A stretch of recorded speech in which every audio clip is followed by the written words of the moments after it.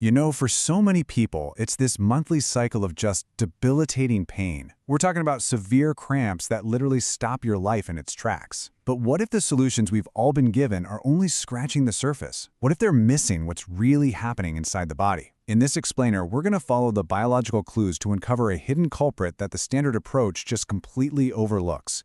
And this is the frustrating reality for so many, right? You're handed a painkiller or a pill to manage the symptoms. And yeah, it might give you some temporary relief, but it never, ever gets to the root cause. And often, it comes with its own set of pretty nasty problems.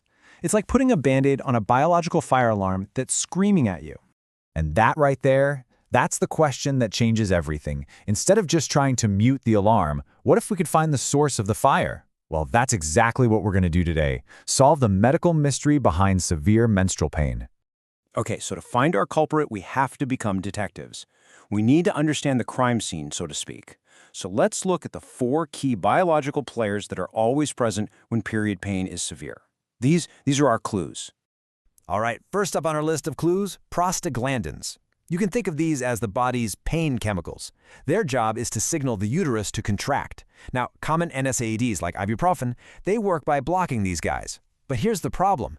They don't do anything to stop your body from overproducing them in the first place. So, that's clue number 1. Our second clue is a hormone called vasopressin. This thing acts like a vice. It constricts blood vessels, which leads to even more intense, painful contractions. And when you reduce blood flow to the uterus like that, well, the pain gets a whole lot worse. So now we've got pain chemicals and a constrictor hormone working together. Now, our third clue is a bit of a surprise for most people. Parathyroid hormone, or PTH.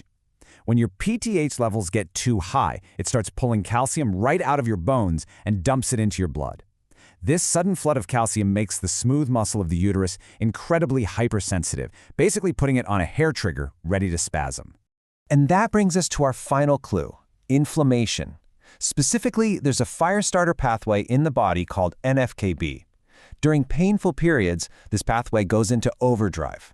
It's literally like throwing gasoline on the fire, amplifying all the pain signals from the prostaglandins and everything else we just talked about. So, okay, we've got these 4 different biological troublemakers: prostaglandins, vasopressin, PTH, and inflammation. But what if? What if they aren't separate issues at all? What if one single thing is pulling all the strings?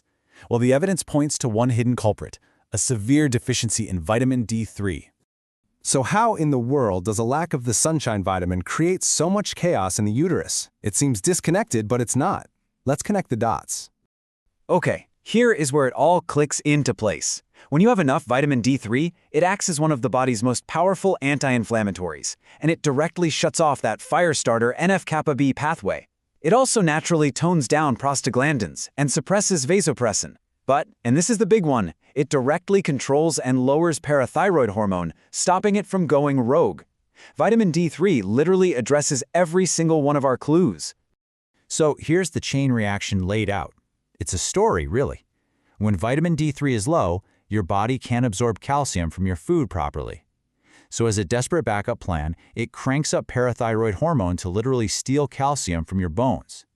This leads to an uncontrolled flood of calcium into your muscle cells, which forces the uterus into a painful prolonged spasm, or tetany. It's a metabolic tax your body is forced to pay for being deficient.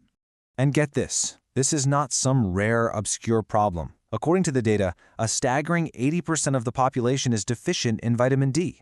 That means the underlying condition for this whole cascade of pain is incredibly common, yet it's almost completely ignored in conventional treatments for menstrual cramps. All right, so we've identified the culprit. We understand the mechanism of the crime.